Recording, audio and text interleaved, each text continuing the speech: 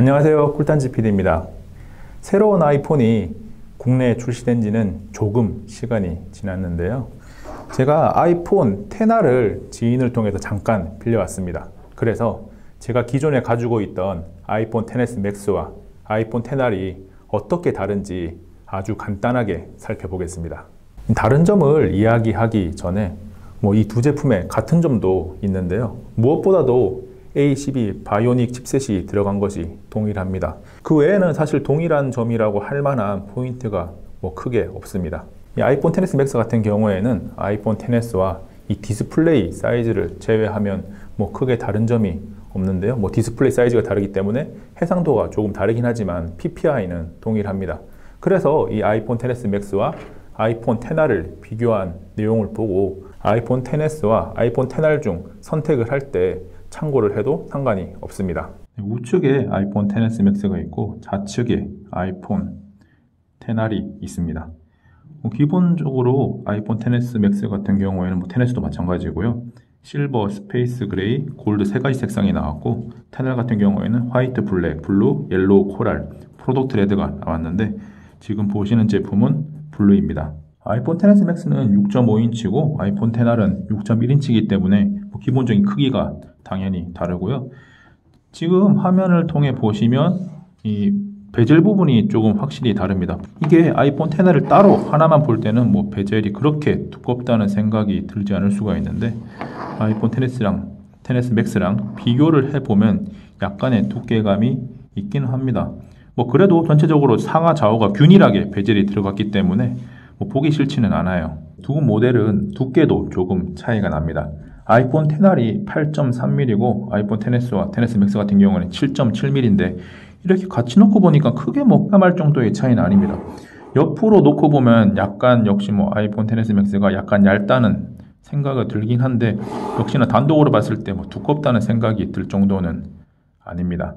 그리고 무게 같은 경우에 아이폰 XS는 177g, 아이폰 XS Max는 208g, 아이폰 XR이 194g인데 이거를 들었을 때 이게 무게감이 그렇게 체감 차이가 나지 않아요.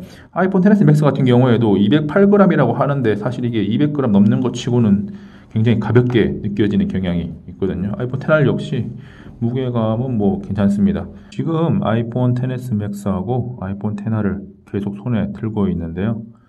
앞에도 말씀드렸지만 무게 차이가 큰 정도는 아니에요. 한 14g 정도 나니까 큰 정도는 아닌데 근데 이 무게 차이가 저는 지금 차이를 느낄 수가 없어요. 이렇게 이게 그러니까 아이폰 XS Max가 분명히 조금 더 무겁게 느껴질 거라고 생각을 했는데 실제로 들어보면 똑같아요.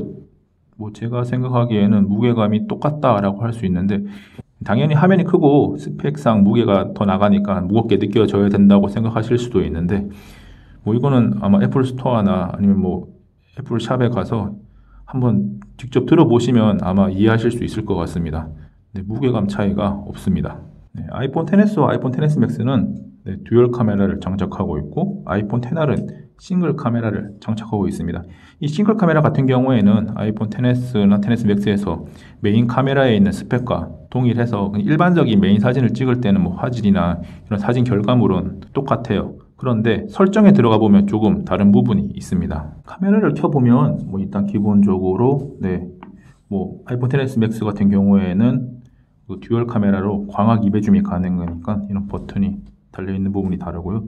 그리고 디지털 줌이 아이폰 XR 같은 경우에는 5배 줌, XS나 XS Max는 10배 줌이 되는데 이 아이폰 XS Max나 아이폰 XS는 이런 식으로 쉽게 이렇게 10배 줌까지 조절을 할 수가 있는데 아이폰 XR은 그런 기능이 없어요. 그냥 이렇게 손으로 이런 식으로만 조절을 할 수가 있습니다. 그리고 인물 사진을 들어가 보면 아이폰 XS Max나 XS 같은 경우에는 꼭 사람이 아니더라도 어떤 피사체가 있으면 아웃포커싱이 적용되는 인물 사진을 찍을 수가 있어요. 거리만 띄워가지고 잘 맞추면 되는데 아이폰 XR 같은 경우에는 여기 나오듯이 무조건 사람이 감지돼야 하는 문제가 있습니다. 사람이 감지돼야만 인물 사진을 찍을 수가 있고요.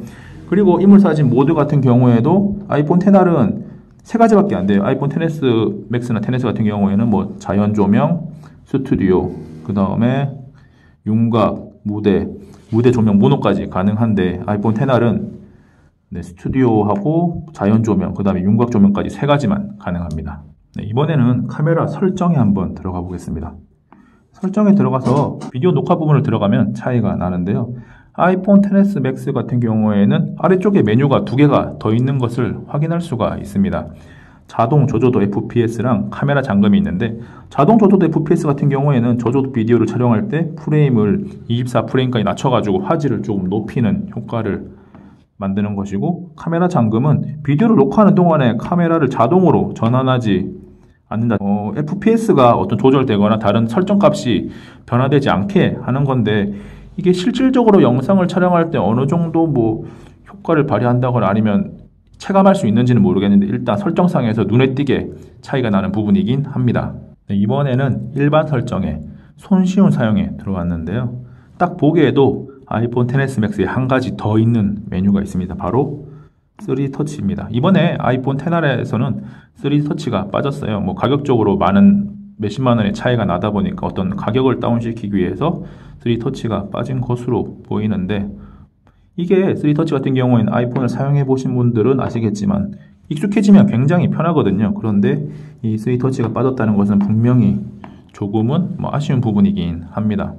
예를 들어서 키보드를 사용할 때도 3D 터치를 사용하면 이게 강하게 눌렀을 때 어떤 트랙패드 형식으로 이렇게 사용할 수 있는 부분이 있기도 한데, 이런 부분을 사용할 수 없는 것도 있고, 메인 화면에서 사진을 꼭 눌러가지고 이런 식으로 3D 터치를 사용하면 어떤 그 앱에 있는 주요 기능들을 굉장히 빠르고 편하게 사용할 수가 있는데, 아이폰 XR은 없으니까 없는 대로 사용을 해야겠죠.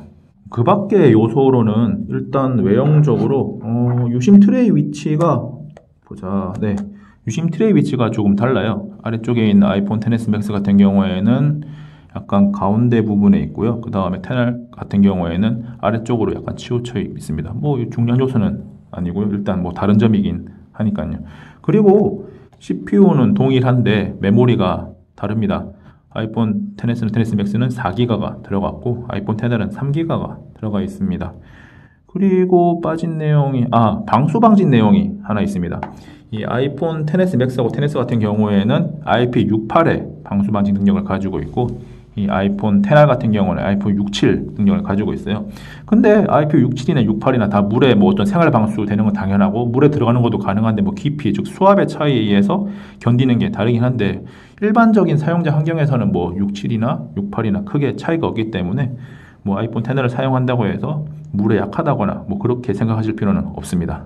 지금까지 아이폰 XS Max와 아이폰 XR의 차이점을 가볍게 살펴봤고요. 이번 영상은 여기까지입니다.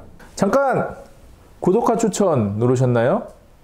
구독을 누르고 재미있고 흥미로운 꿀단지 TV의 영상을 빠르게 받아보세요.